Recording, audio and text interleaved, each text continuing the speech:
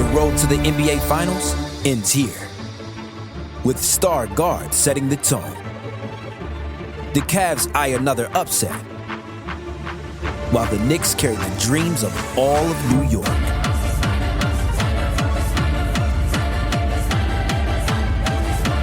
The Eastern Conference Finals continue on ESPN and ABC. You're a great American. You're a classic example of the people who built this country. He's got plenty of ideas on how to bring change. Great American, a great New Yorker. This is the Cats Roundtable on Talk Radio 77 WABC. Now, here's John Katzimatidis. Everywhere around the world, they come into America. Every time that flag's unfurled, they come into America. Got a dream to take them there. They come into America. Sunday, Memorial Day weekend. Cats Roundtable. Well, we have a special third hour. We have Steve Cates, What's Going Up in the Skies. Peter Agner, a special historian for Manhattan or New York City. A lot of things happen. Randy Daniels, the former Secretary of State of New York. Well, he's traveled to China, and I want to know what he thinks is going on. Brianna Lyman, and we have Nicole Parker, former FBI agent. Governor David Paterson from New York, and he has a few things to say about things that are going on in New York. And let's start off with General David Petraeus, the four-star general, CIA director, and what he thinks about what's going on in the world as far as war is concerned.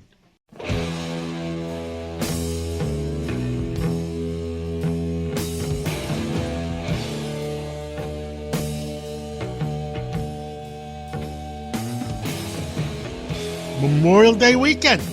And with us today is General David Petraeus, a four-star general, CIA director. He keeps his ears close to the ground. And General, Memorial Day weekend, any thoughts on some of the friends we've lost? Well, of course, and you've identified the reason for it. This is not Veterans Day. This is not thank you for your service to all those who served. This is specifically about those who gave what President Lincoln described as the last full measure of devotion to our country, who lost their lives in the service of our country in uniform. It's a very special day. It has a great deal of meaning, in particular for those of us who are privileged to serve downrange and remember not just numbers, but faces and names. And I hope that all Americans will understand the meaning of this day, not confuse it with Veterans Day, but remember those Gold Star families, those who lost a son or daughter in the service of our country. And I remember my friends that I lost in Vietnam, and I remember playing with them in the old neighborhood, and I can't fathom to think that they never came home. Well, yeah. General, we have the war has changed. It's no longer the war we used to know in World War II or Vietnam. Now it's something that I don't know if anybody knew about 10 years ago, drones. And I think the next step is even going to be like the movie Terminator 1, robots. What say you about the future of combat? Well, first, that it is on display, but not in the Gulf, rather in Ukraine, where, to give the listeners an idea, Ukraine now is using over 10,000 drones on every single day. Some are short-range, first-person view at suicide drones. Others are longer-range surveillance. There's bomber drones. There's drones of every type. There's logistics drones. And then there are missiles and rockets and so forth. They're even taking the war to Moscow now, which has not been seen before. Moscow and St. Petersburg, the home of the elites of Russia, really haven't felt this war. It's not their sons and daughters that are going off. It's those in the rural areas who are being recruited by huge bonuses. And then if they lose their lives, families get very large remittances for that. So this is, again, the future of war right now, which is all unmanned systems all the time. Tanks and infantry fighting vehicles can't survive on this battlefield. Aircraft can't go near the front lines. You can't even drive a vehicle to the front lines anymore. They actually have remotely driven vehicles. And the death zones, it's termed, is about 35 kilometers on either side of the front line of troops. And even the troops aren't in fighting positions. You can't fight from where they are, because if you can see out and poke a rifle out and a drone could come in, there actually should be termed survivability positions. They're dug deep in the ground, and they'll have anywhere from 6 to 8 soldiers in there, and they're there for 2 months as these drones overhead are carrying out the warfare. As the Russians try to advance, they're spotted almost immediately in this 35-kilometer area where they are. And once you're seen, you're going to be attacked relentlessly. And it's a question of whether you get into real cover or if you're going to be taken out by a suicide attack drone. And about 60% of all drones on the Ukrainian side now have fiber optic cable trailing behind them, because that means that the command and control can't be jammed, something which the Russians are very good at. Electronic warfare, jamming, spoofing, and other ways of interdicting and interrupting the command and control line. Keep in mind that the Ukrainians took 35% of the Russian Black Sea fleet out without a navy. It was aerial drones that find the ships, maritime drones that sink them, and that entire fleet is now tied up as far from Ukraine as they can possibly get. This really is revolutionary in a way that we haven't seen anything in our lifetimes before. General Petraeus,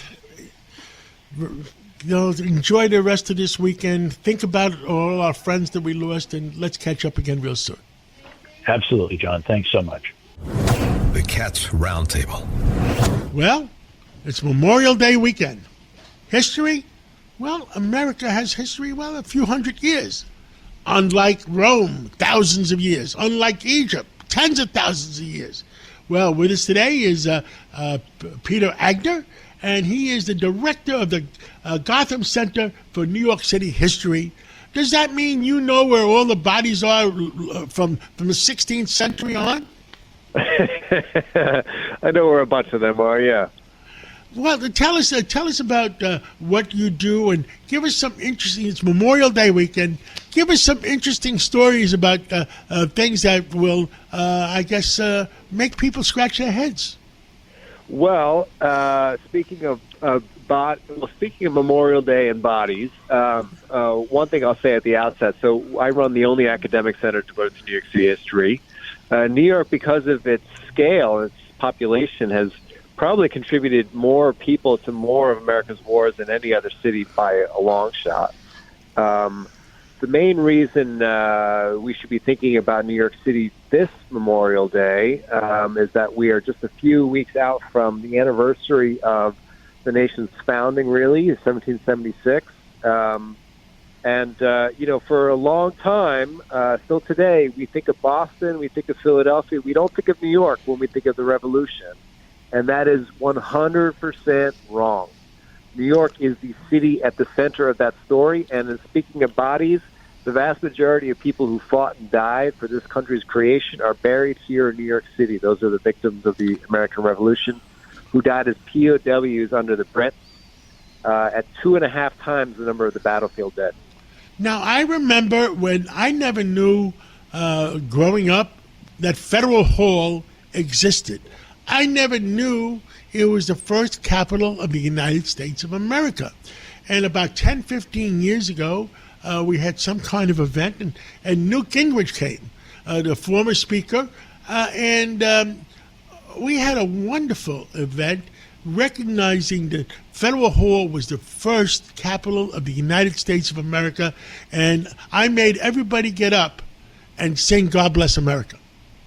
As you should. I mean, it's wild just how utterly ignorant, the whole country, but especially New Yorkers are about this history. We are always focused on tomorrow here in the city, which means that we forget just how much of the country's history is right here in the 5 boroughs. I joke that it's the only place where you could imagine a building as beautiful and expensive as the old Penn Station could be torn down. Federal Hall, what's there now, it's not the original iteration, but that was the Capitol building, the first Capitol building. It's where Washington sworn in as the first president when New York is the first capital for 5 years. All the debate about the Constitution, that all happens here. All those famous founding fathers that you were taught about, they all walk these streets. Wow. You go to Europe, you go to Rome, and you go to London, and you go to Paris, and people there have histories for thousands of years, and it's strange, that here in New York or here in the United States, it's only a couple hundred years old. Now, give us a couple of examples of things when you learned about them that you said, "Wow, I didn't know that." Well, I mean, the war literally begins and ends in New York, right? So the biggest invasion, the biggest battle of the war, and the formal, like the first major battle of the war, is here in New York in the summer of '76. The British sent 32,000 soldiers on 421 vessels into the harbor at a time when the population of New York proper, which is basically just everything below City Hall Park, is 25,000. Right? The famous quote from the period is, "It looked like all of London was afloat." That remains the biggest battle of the war, and it almost ended several times, just weeks after the Declaration of Independence right here in New York City. I don't think people know that. I think people also don't know, for example, that the first bloodshed in the American Revolution happens here in New York City. It's a thing called the Battle of Golden Hill. Everybody knows about the Boston Massacre. The Boston Massacre happens weeks later. It's a protest that's held in solidarity with this, the first exchange of weapons between British soldiers and American colonials. It's a miracle that no one died, and mostly, I think, because no one died, it didn't get into the history books. But, we should remember that history. There's no plaque there either. It's literally an alleyway today used for garbage. And I remember, I'm going to tell you, when I went to PS 192 on 137th Street, opposite City College and Lewiston Stadium, I remember a lot of things and they taught me. They taught me about New York history, and I never knew that Henry Hudson went up the Hudson River. I mean, it wasn't called the Hudson River at that time. In the Nina, the Pinta, and the Santa Maria. And it was, and later on in life, when a friend of mine loaned me his speedboat and I went up the Hudson, I was thinking about that Henry Hudson, 400, well, he did it in, oh my God, in 1608. I'm not sure if I'm right, but that's 400 years, 400 years before that, and 400 years in the overall history of the world is not a lot. It's not a lot, but for the British, the loss of the American colonies, which were by far their biggest part of their empire, it wasn't such a big deal. But for the British, they go on to create they already were the biggest empire at that time, but it's their quote first global empire. But by a century later, they've got control of 55 countries, and that's just kind of their formal territorial control. They what was the reputation the British had? They ruled the 7 seas. Exactly. And now I understand from President Trump that was on a couple of weeks ago, and he said that the British had 50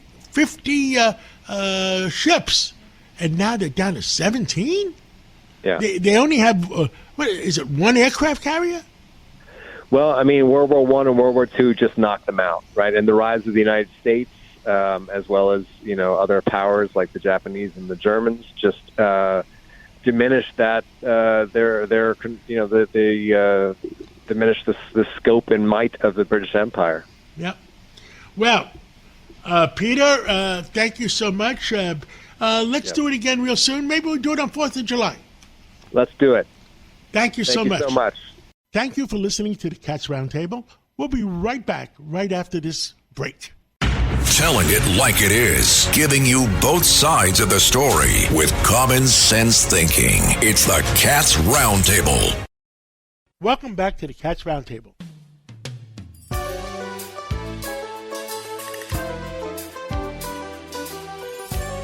Memorial Day. What the heck is going on in the world?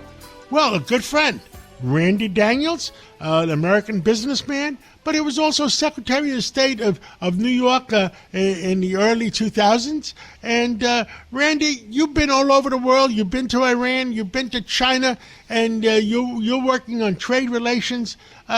Give us a sample of what you're talking about and what you're doing, and give us the pulse of what's going on. Well, having just returned from China about 10 days ago, and that was my 35th trip to China in the last 20 years. So it is a country I've come to know well. And like every other nation in the world today, they are feeling the economic impact of the crisis in the Persian Gulf. The escalation in fuel prices has dramatically hit their economy, while their export economy is booming. Quite frankly, it has expanded.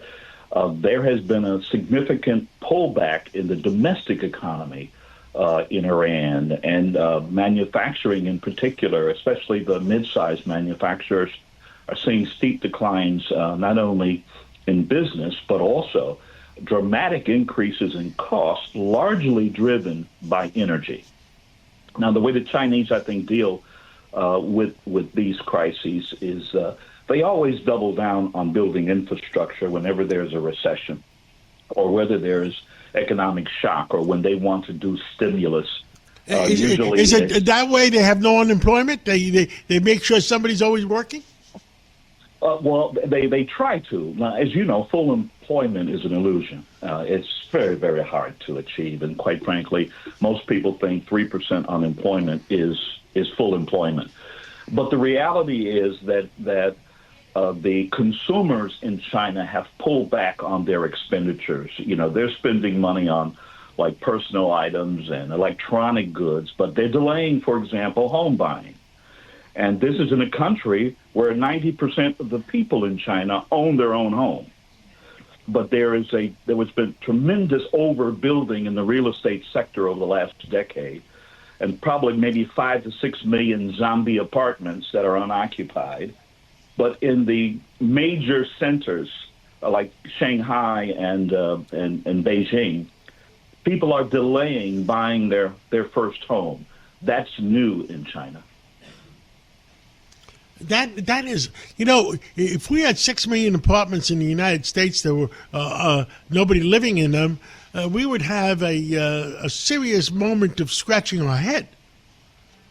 Absolutely, but that's the difference between a mixed communist kind of capitalist system and a pure capitalist system, because these apartments, though they were built by private developers, they were financed by state banks, in essence. And the overbuilding has caused many of those financial institutions to either collapse or have to reorganize, and many of the major developers have had to go through significant reorganization, many on the verge of bankruptcy, because of this overdevelopment that we have seen over the past decade.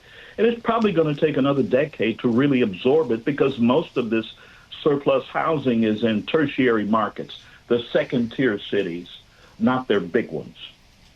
Understood. And so what happens to these? I'm just curious. What happens to these apartments? Is somebody going to occupy them eventually, or they're just going to tear them down? No, I think they will be occupied eventually, but it's going to take a long time to absorb the backlog, because many of the apartments are in places where it's not the first choice of people to live. Now, the world is having a problem, a crisis in not having enough babies. With 1.4 billion people in China, are they in part of the same crisis, or have they given the order, go out and have more babies? Well, the Chinese government has tried to incentivize larger families. I mean, the one-child policy was abandoned almost 20 years ago. And I happen to have a friend who I just saw there who was expecting her second baby this month.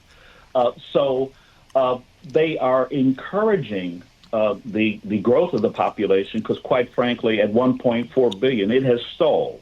And India actually has passed China when it comes to population. But the problem is more economic and cultural because, once again, because people are delaying the purchase of housing, many of them also are delaying marriage. And this has caused some consternation, in the government and their efforts to try to incentivize marriage and further incentivize starting families.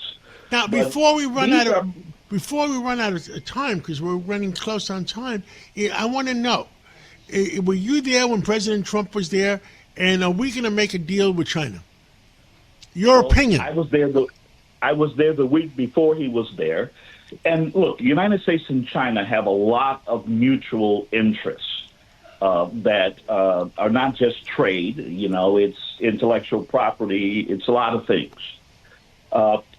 There will be negotiations, and this relationship, which is essential to the world, is going to proceed. But the question is, what is the America's strategic objective? Because there's a lack of clarity there, not just there, but also in the Middle East, quite frankly. What are we doing? What's the plan? How do we get out? How do we achieve the strategic objectives we laid out? Because we've achieved none of it. It's a negotiation. And I think that, this president is learning that negotiation is the path that will get real results. I think he's seeing that with China. I think the relationship is shifting, but each country is going to do what they perceive to be in their best interest. I think it's important for Americans to understand what ours are. We are out of time, and I know we want to talk about Iran too, but why don't we do that next week, and that way we can catch up some more. Absolutely, John. Always a pleasure to catch up with you. Randy Daniels, enjoy with the family Memorial Day, and remember the friends we have lost. Absolutely. The Cats Roundtable. Well, there's big controversy on climate change. And finally, the United Nations has said, well, maybe it's not really happening. Well, with us today is an expert, Brianna Lyman. And she is with the Federalist. And, Brianna, I mean, the joke I tell on the air is the same people that believed the planet Earth was flat believed that climate is changing. What is the reality? And you tell us. And, John, those same people also believe that men can become women. So that's the kind of caliber of people that we're dealing with here. Look, the UN came out and they said, look, after 50 years of getting it wrong every single time, we finally decided that climate change isn't actually that big of a deal, right? It's not happening the way it would. And, a lot of people are trying to just kind of sweep that revelation under the rug, especially Democrats, because they sold the climate change lie for decades to their voters. And yet they're stopping it now, and it's not because they suddenly found new evidence, okay? The evidence they use now is the evidence that all the, climate deniers and Nazi collaborators had for 30, 40 years saying, hey, look, Florida's actually not going to go underwater. What happened now is that it is so politically toxic to run on climate change because what comes along with climate change is affordability issues, right? Democrats' policies drive up costs for families, for small businesses. It causes disinvestment. And so Democrats are trying to, buffer their electoral prospects this November by backing off a really toxic platform. Well, you're absolutely right. And, when I spoke at a forum the other day, and what I said is, because everybody says CO2 is going up. But I gave them the interpretation of why CO2 is going up. The reason CO2 is going up, when we go from 7 billion people to 8 billion people, the planet Earth adjusts for it because CO2 feeds the plants, and the planet Earth has to grow more plants to feed those extra billion people. Right, and those same people are the ones who said that we would have an overpopulation crisis and we had to stop having children for that exact reason you just mentioned. And yet now, 15 years after that initial, stop having kids, we're overpopulating the earth and causing climate change happen, we're now facing a birth rate crisis, not just in the United States, but across the West. So these people have consistently gotten it wrong for years, and none of them are going to be held accountable, right? Al Gore, John Kerry, the rest of the climate activists, none of them are going to have to pay back any of the money that they got either in grants or got paid for by climate activists to go and speak about climate change. It was all this ruse just to, line the coffers of Democratic allies. And for what? Like, what did we get out of it? The only two things that we really got out of it were, again, higher gas prices. And we gave places like China and even India an edge, right? They never stopped producing the emissions they produce. China is responsible for a third of global emissions. Nothing we do here, we could cut all emissions tomorrow and it would still be negligible until China and India and a few of our other allies, or not allies, world partners, also took those same measures. But they didn't. And Democrats never went after China or India, and so they shipped our jobs there, right? They actually gave them more incentive to produce emissions.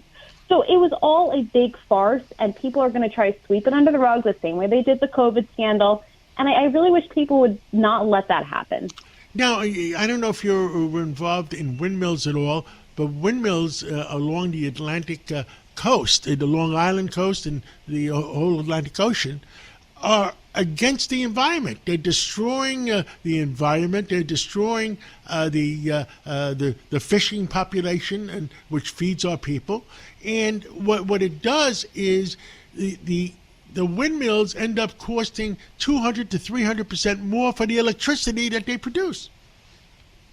Oh yeah, and the same for the solar panels. New Jersey had gotten rid of almost all of its coal-powered plants in favor of these alternate energy sources.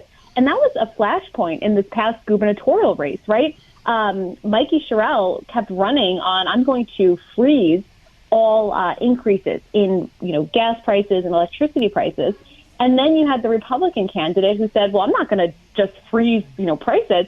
I'm going to make sure that we can bring back new energy sources like coal, like gas-powered plants.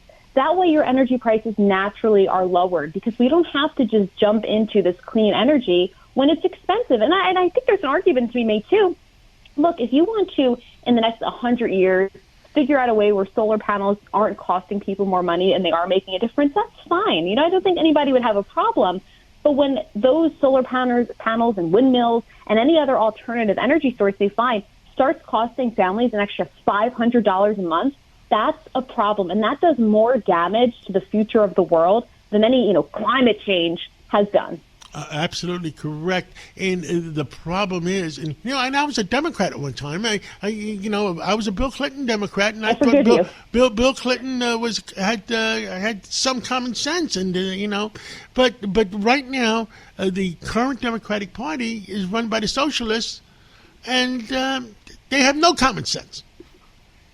None at all. And again, all of these, especially the progressives, they like to hang their hat on the climate change thing because they don't actually have anything to fight for, right? So they have to find something to kind of rally their own base with. And climate change falls into that whole social justice, equity thing you constantly hear about, except there's no measurable way to determine whether that social justice is working, that equality is working, that climate justice is working. I heard Harrison Ford at a commencement address just recently talking about how climate change and social justice go hand in hand and you can't do one without the other, so let's do both. And it's like, maybe he didn't get the memo, but Democrats don't want to talk about climate change because it is destroying a constituency that they desperately need. I read a paper in the New York Times, too, maybe like a month ago, and it basically said that all of these Democrats, the reason that they've been debating if they should talk about climate change is because they want to focus their shtick on affordability. And you can't talk about affordability it doesn't go together in the same breath. Brianna, Exactly. we're out of time, but I want to talk to you again some more in the near future. And please stay in touch with us, and we'll continue to talk, and we'll catch up soon and have a great Memorial Day weekend. You too. Thanks so much for having me. Thank you for listening to the Cats Roundtable. We'll be right back right after this break. Here's the man who is New York, exploring the truth, telling both sides with common sense thinking. Here's John Catsimatidis on Talk Radio 77 WABC. This is the Cats Roundtable. Welcome back to the Cats Roundtable.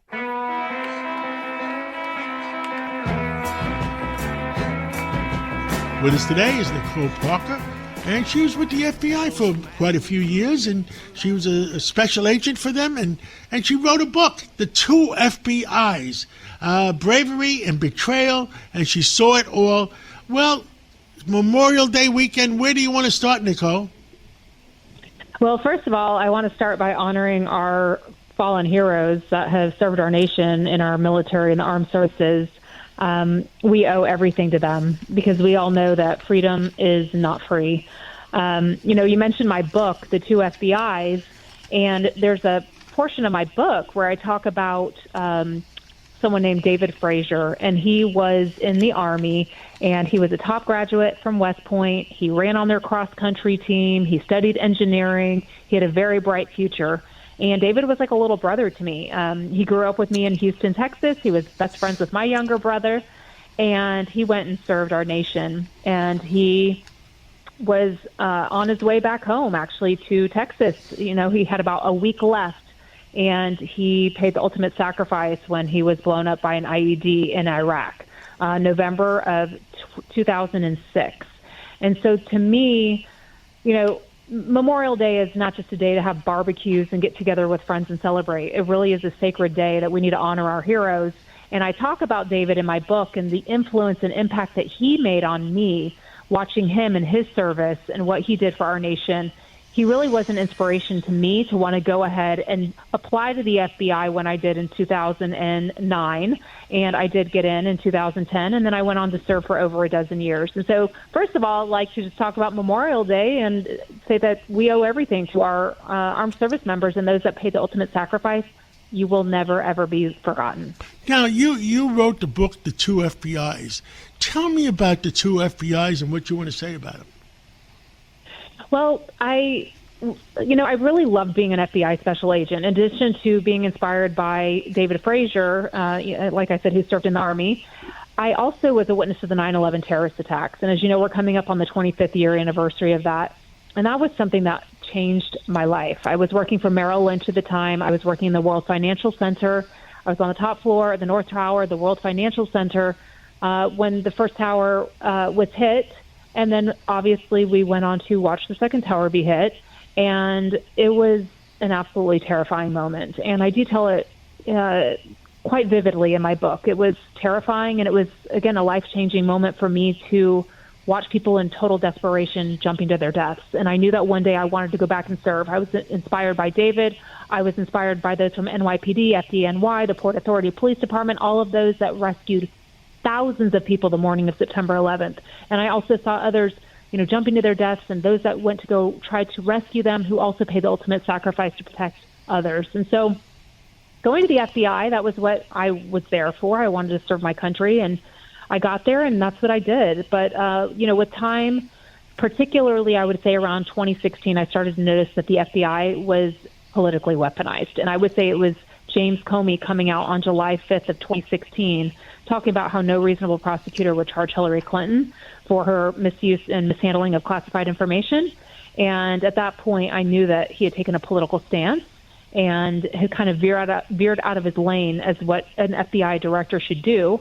And as we know, that led into the Russia collusion hoax. They wanted to distract everyone from what Hillary Clinton did, and they, shuffled things over to try to grab people's attention and have them focus on what they said was the Trump campaign colluding with the Russians, which they understood, and we now know that was all a hoax.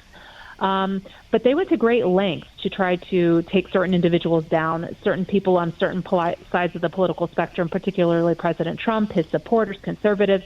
And as time went on at the FBI, Nicole, let me ask one question.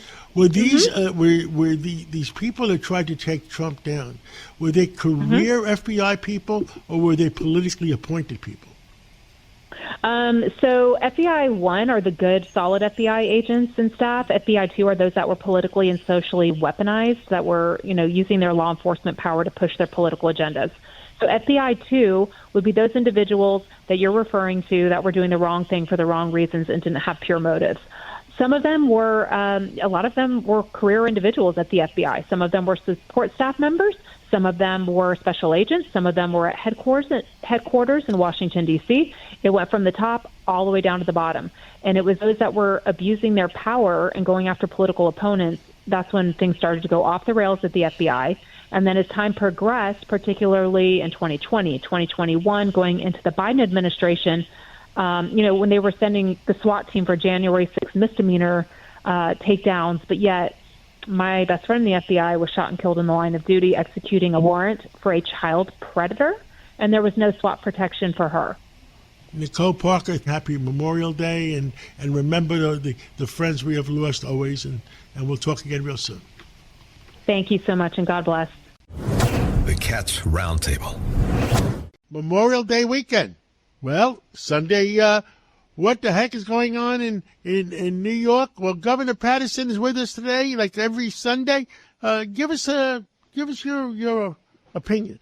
Well, the legislature on Thursday night passed legislation, both the Democrats and the Republicans, really impairing the ability of local governments to cooperate with federal agencies.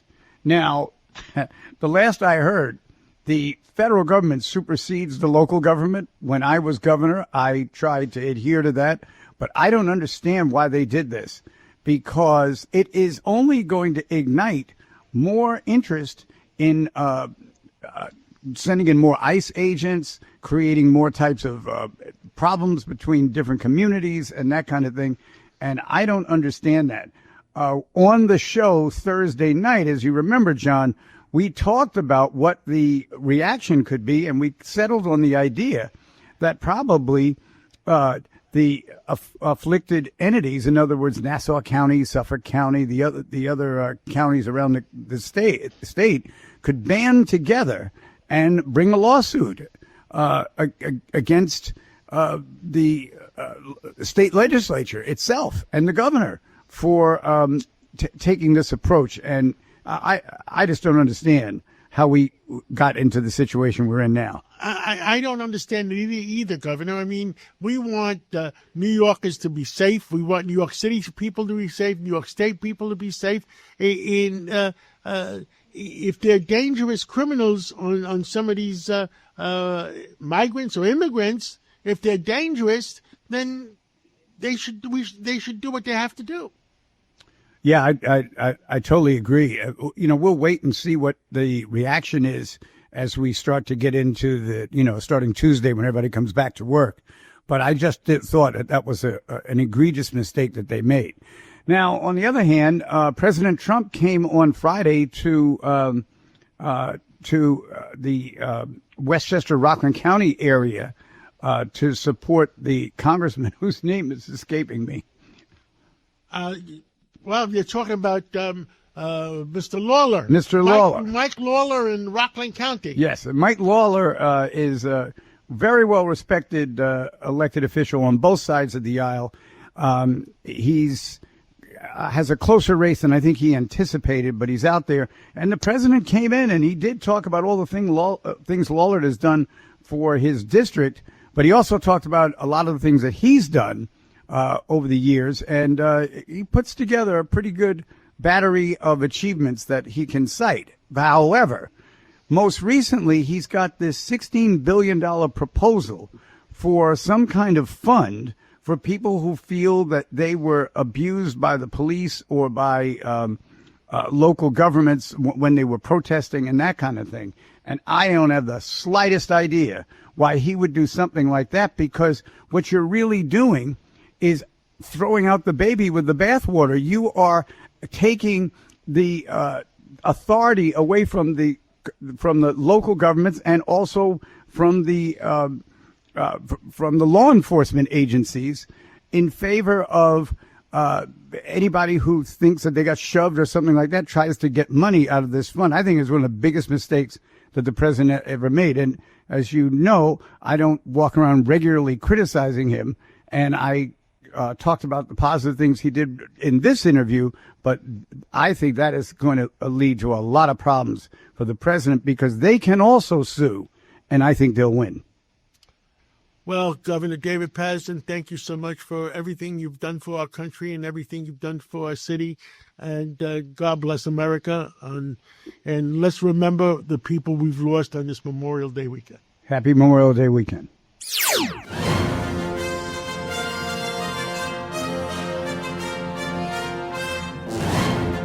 Well, Memorial Day weekend. With us today is Steve Cates. What's going on in the skies?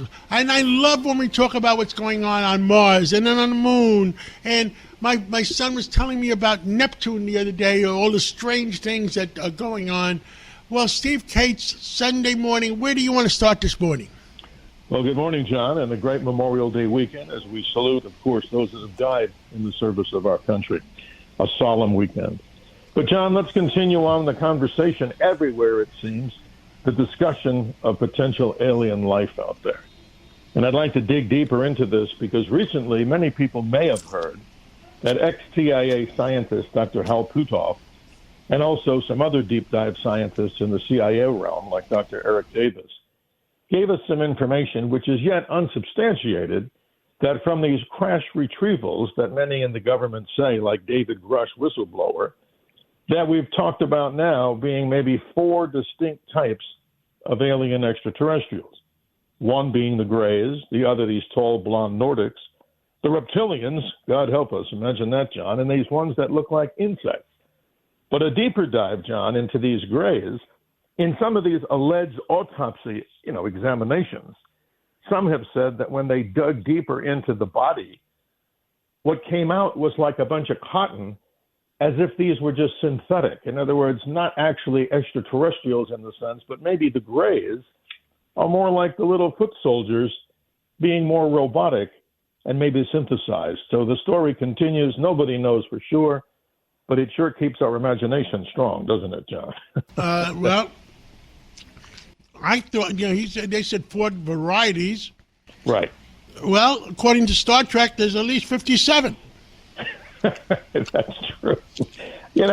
I don't want to laugh at the whole subject, John, but from science, all we need, obviously, the understatement that everybody out there would probably say, hey, Dr. Sky, we know this. Let's get some evidence because of all the time, John, of the 80-plus years or more here, let's say just in the United States and about the world studying this, give us at least some shred of credible evidence. But I'm at least a clear picture instead of a picture from the 1950s. Exactly. But the beat goes on, and it's interesting. We'll continue to cover it on our Dr. Sky Experience, as other good hosts here on this station. But, John, shifting gears, let's talk more about space, the reality of going to the stars. Elon Musk and his soon-to-be launched, if it hasn't already been launched, the Starship 12. What's this whole rocket? The most powerful rocket, John, in the world. 16 million pounds of thrust with 33 Raptor engines. The great Apollo Saturn V got to 7.5 million pounds. But they're going to be testing a brand new booster, and they're also going to be testing the Gen 3 Starship. That's the piece on top of the big booster that eventually, if all goes well, and we hope it does, send people to the moon, Mars, and beyond. And it's a very interesting story because this rocket, every time they launched it in the past, they had damage, John, at the launch pad. So they've improved what they call the flame and water recovery system on the bottom so they don't have to rebuild the launch pad every time they launch a rocket. So Elon Musk doing great things. But it gets better, John. Listen to this story, folks. This is amazing. SpaceX will intentionally slam a booster from a previous rocket that they've had in space a long time ago, a Falcon 9. They're going to slam, John, and they're looking to target an area of the moon. The 45-foot booster rocket will be slammed into the moon on or about August the 5th. Now, people with small telescopes, this may be something yours truly will be out there, and we'll talk more about it. They're doing it so they can test what kind of impact crater dust you get. So if we're landing on the moon, we want to know what sizable objects do to release this debris from craters. It slammed into none other than a crater named Einstein. So, John, that's a fascinating thing. An intentional. Well, and the crash truth of a is, Yes. there's so many rumors that, and even some of the astronauts talked about it, that the moon may be hollow. Yes, But John, the truth is, I don't know what the truth is. Well, John, here's some facts. When the Apollo astronauts sent their seismometers on the moon, the Apollo astronauts, there was a distinctive ringing in the moon, meaning that somewhere deep down in the moon, it may be not 100% hollow, obviously, that's not proven science, but the density and composition of the moon is distinctly different than that of the Earth. And we see a minimal, if no magnetic field on the moon. But there's been many movies, John, that came out talking about the hollowness of the moon, and who knows what that is, but that's more on the sci-fi side. Now, if we move on to other strange things in the universe, we call it the mystery of the week. What's happening here, John, is we're hearing from meteorologists around the world that we're set up for a super El Nino event. And the distinction between El Nino and La Nina is this. El Nino is warmer water in the Pacific, which can cause different amounts of weather conditions, whereas the opposite, the La Nina, is the colder water, and it changes the weather. But space scientists, John, have even talked about this. Since all weather comes from the sun, a new theory is that these magnetic waves move from the poles of the sun over the course of a solar cycle. And once they meet at the equator, they can change the event time between what happens as far as a big or a minimal solar cycle. So to keep it simple, the longer time between these termination events, the weaker the solar cycle. But what does it have to do with El Nino? Obviously, all weather comes from the sun. So we really don't know the true definition of a solar cycle, but in Earth terms, we can expect this to happen, meaning what? The super El Nino could start as early as July, all the way to the end of the year. The scientists say there's a 96% chance that that will be a strong one. And this particular thing will change the weather. So we'll have over here in the west coast of the United States, warmer and wetter. In the southern part of the United States, it'll be cooler and wetter. So, John, in simple terms, all weather comes from the sun. This El Nino can affect us in good and bad ways, but we'll keep you posted on the big changes. Well, Dr. Sky and Steve Cates, there's also finally the United Nations and other world organizations say that we were wrong about climate change. Absolutely. And I've always said that, and maybe we should talk about it next week in more detail, because I've always said that the planet Earth is a living entity making constant adjustments on what's going on. I'll give you one example. Sure. When the people say, well, CO2 has gone up. And you know the real reason CO2 has gone up? The planet Earth made an adjustment. If you have 7 billion people living in the world, and all of a sudden you need enough food for 8 billion people, the CO2 has to go up to create more plant life for people the extra billion people to eat. But we'll talk more about it in the near future. Right, John. And just quickly in closing, also to go along the same lines about how the Earth can heal itself.